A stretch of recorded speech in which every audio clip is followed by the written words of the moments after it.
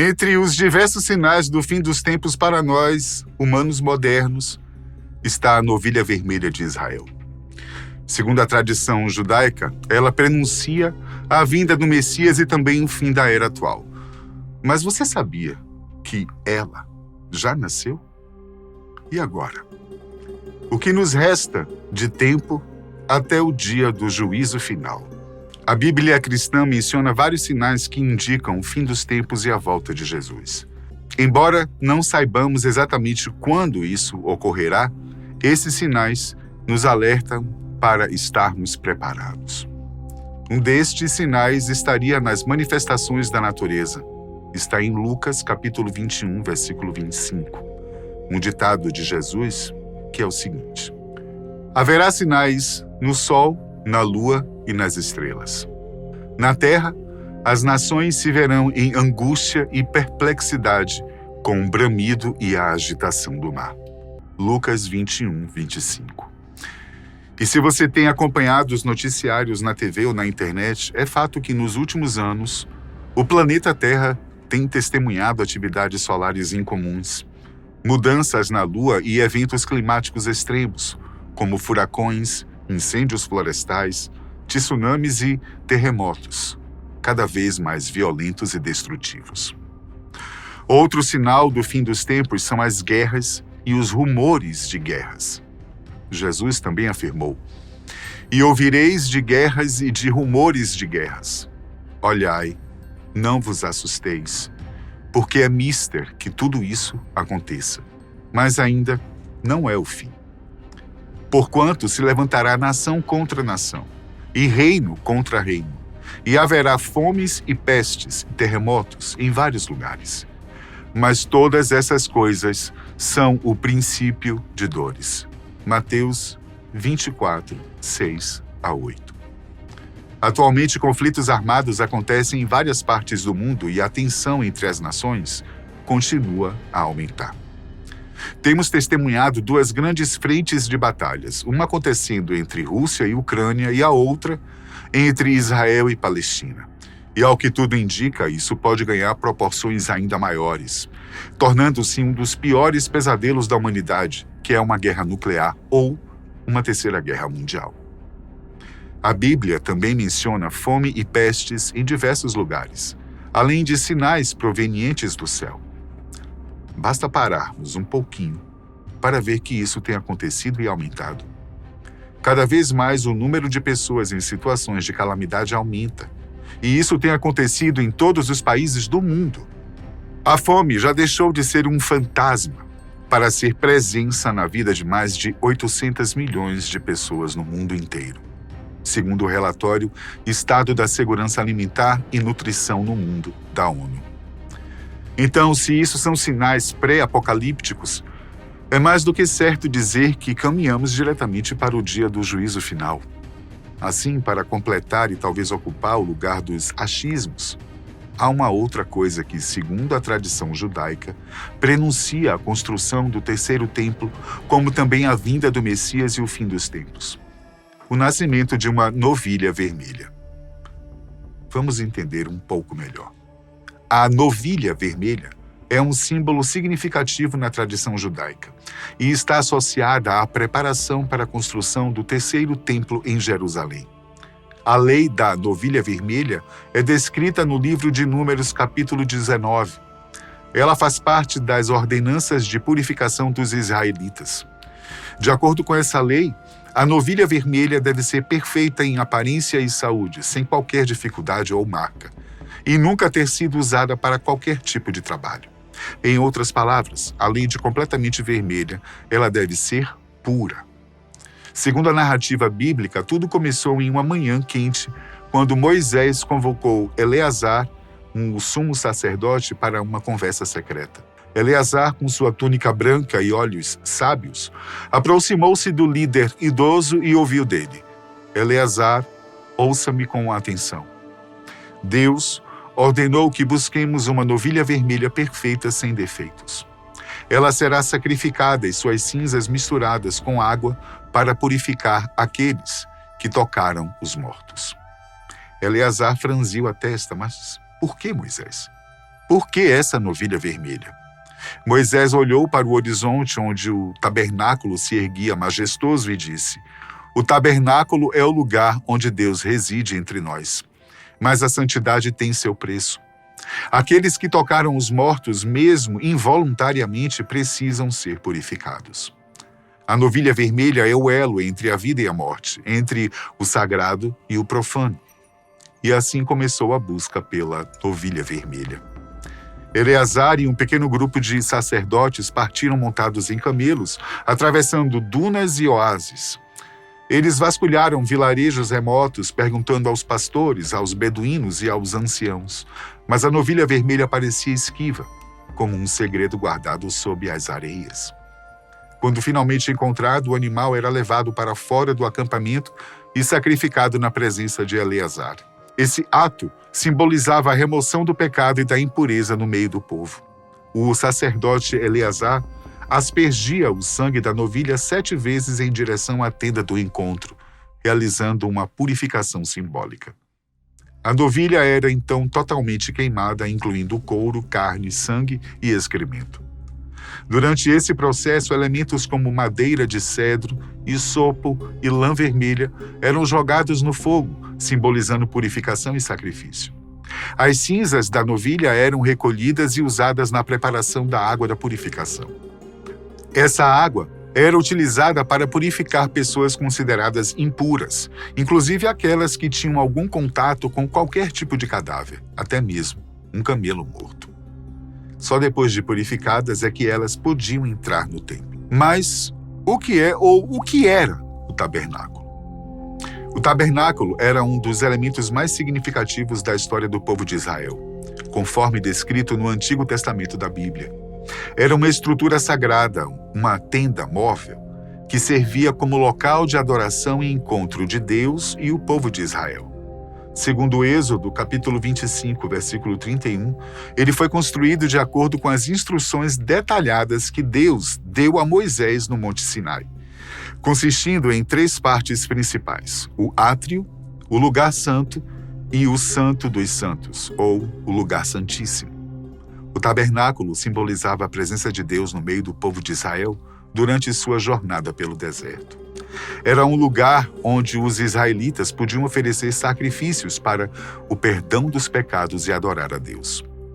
O tabernáculo também abrigava a famosa e até hoje tão procurada Arca da Aliança, que, segundo alguns estudiosos, nunca existiu fisicamente e é um elemento puramente simbólico. De qualquer forma, o tabernáculo deu lugar ao primeiro templo de Salomão, onde a arca teria ficado guardada até a destruição do templo por Nabucodonosor II durante o cerco de Jerusalém em 587 a.C. Depois, em 515 a.C., já com a queda dos babilônios, o rei persa Ciro permitiu que os judeus retornassem a Jerusalém e reconstruíssem o templo. A reconstrução foi liderada por Zorobabel, um descendente do rei Davi. O segundo templo era menor e menos esplendoroso do que o templo de Salomão, mas ainda era um local sagrado de adoração. Ele continha o Santo dos Santos, onde a Arca da Aliança era colocada, e um pátio externo para os rituais. No século I a.C., Herodes o Grande realizou uma remodelação no templo. Essa intervenção incluiu a construção da Torre Antônia, uma guarnição romana que dava acesso direto ao pátio do templo. Alguns autores chamam o templo, após essa intervenção, de Terceiro Templo, mas essa mudança não foi aceita pelos judeus, pois alterou o projeto original dado por Deus a Davi. Infelizmente, o segundo templo foi novamente destruído em 30 de agosto de 70 pelas forças romanas, lideradas pelo general Tito. Esse evento marcou o fim do templo e um período de exílio e dispersão para o povo judeu. Ainda nos dias de hoje, o simbolismo da novilha vermelha é muito grande entre a comunidade judaica. Eles aguardam ansiosamente o nascimento dessa novilha, para que assim possam construir o terceiro templo. Em 2018, uma pequena bezerra nascida em Israel parecia ser a esperança judaica para a construção deste novo templo. Nascida em 28 de agosto daquele ano, a pequena novilha não só foi tratada como uma verdadeira rainha sagrada, como também passou por rigorosos testes de pureza. Ela ficou sob atenção total durante todo o tempo até notarem que aquela ainda não era perfeita. Para se ter uma ideia da raridade da dificuldade em encontrar o animal perfeito, desde o tempo de Moisés até hoje foram sacrificadas somente 9 vacas vermelhas.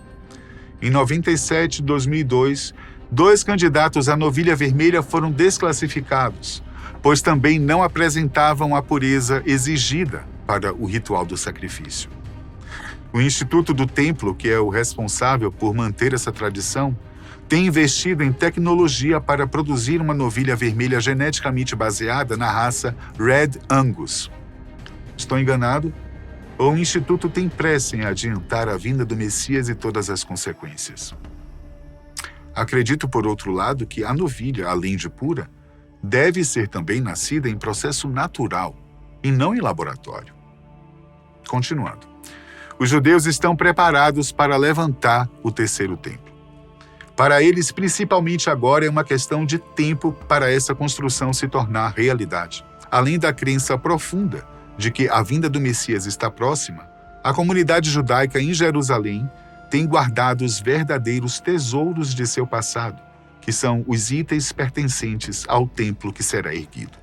Isso inclui as vestes sacerdotais, utensílios, cálices, móveis e até mesmo a menorá de ouro, um dos símbolos mais importantes do judaísmo, que está inclusive exposta ao público em frente ao parlamento.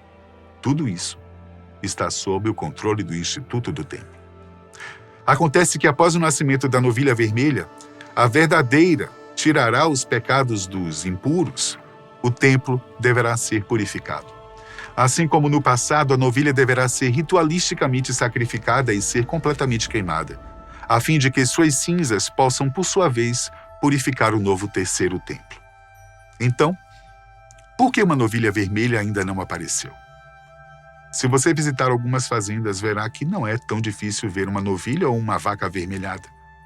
Mas vá procurar uma perfeitamente vermelha, sem um sinal de outra cor visível, completamente sadia, sem qualquer problema genético, enfim, perfeita. Da forma como está escrito em Números, capítulo 19, é realmente raríssimo encontrar uma espécime assim. Tanto que as que pareciam ser as candidatas reais não eram. E é por isso que há um bom tempo os especialistas vêm tentando obter o exemplo ideal por meio de cruzamentos. Como a manipulação genética já é uma área bastante avançada, eles conseguiram dar vida até o momento a 5 novilhas e até agora elas preenchem todos os requisitos da novilha vermelha. Para alguns seguidores do judaísmo, a construção do templo deve ser feita para que o Messias venha. Para outros, só quando o Messias surgir é que o templo deverá ser construído. Na visão escatológica da situação, a construção do templo só será possível após ser firmado um acordo de paz entre Israel e seus inimigos. Em outras palavras, deverá haver paz entre judeus, muçulmanos e cristãos. E esse acordo será por intervenção de quem? Isso mesmo. Parabéns a quem respondeu pelo anticristo. De acordo com as tradições cristãs, após esse acordo de paz, deverá ter início o período de 7 anos de tribulação. Sabe-se que esse é um período no qual Deus finalizará seu julgamento do mundo incrédulo e disciplinará Israel. Durante esse tempo, eventos catastróficos, conflitos e desastres ocorrerão em escalada global. A base para a ideia dos 7 anos de tribulação está em Daniel, capítulo 9, versículo 27, que diz: Ele fará firme aliança com muitos por uma semana. Na metade da semana fará cessar o sacrifício e a oferta de manjares. Sobre a asa das abominações virá o assolador, até que a destruição que está determinada se derrame sobre ele. Daniel 9, 27. É bom salientar que a semana referida no versículo se refere a 7 anos. Durante esse tempo, Deus tratará com Israel, purificando-o e levando-o a reconhecer Jesus como Messias. A tribulação preparará o cenário para o reinado de 1000 anos de Cristo na terra. E durante esse tempo, o anticristo estará ativo, enganando a todos e estabelecendo um governo global. A marca da besta será introduzida, e aqueles que a aceitarem estarão condenados. Só não os que creem em Jesus como o Salvador e em Deus, que poupará a igreja que será arrebatada durante esse período e salva dos infortúnios pelos quais a terra passará. Todos os prenúncios para o início do que está no livro das Revelações já estão acontecendo. E mais, há quem acredite que o período de tribulação já está acontecendo. O que é que você acha disso? Será que essas 5 novilhas israelenses já são a confirmação para o fim dos tempos? Deixa aí seu pensamento nos comentários, ok? Obrigado e até a próxima.